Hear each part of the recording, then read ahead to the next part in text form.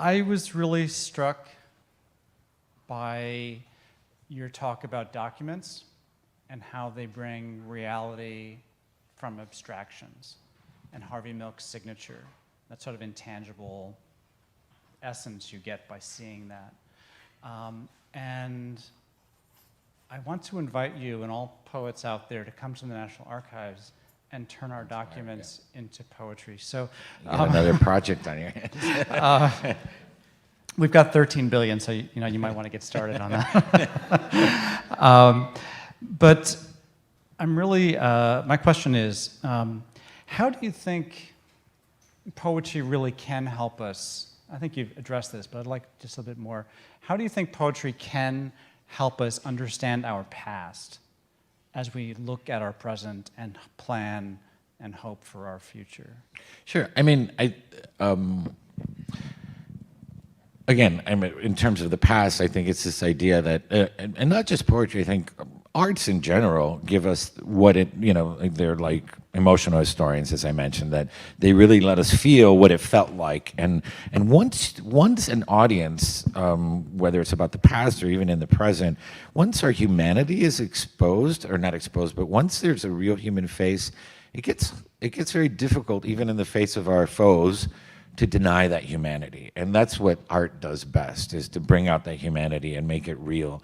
The other thing I think, though, and this is something I always strive to in my poetry, is that poetry and arts, again, in general, take it another level deeper. They let us examine the issues with a little more dimension. They dive into places. For example, I started to write an inaugural poem for Trump as a spoof, but the mere idea of giving that energy.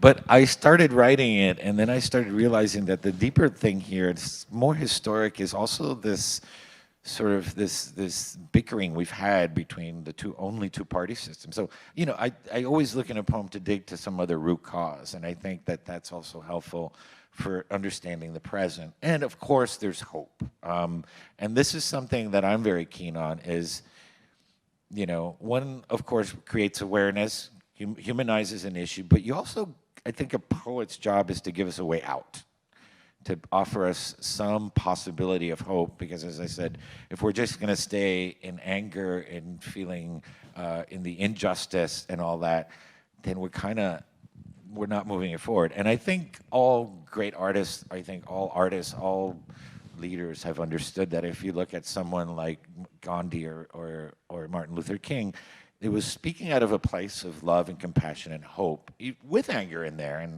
but not just anger, and not just, there is a place for righteous anger, of course, but it's the idea, you gotta give us something else, and art, I think, is great at doing that, and letting us envision a future where even the inaugural poem is not about that we're one today, it's we may be.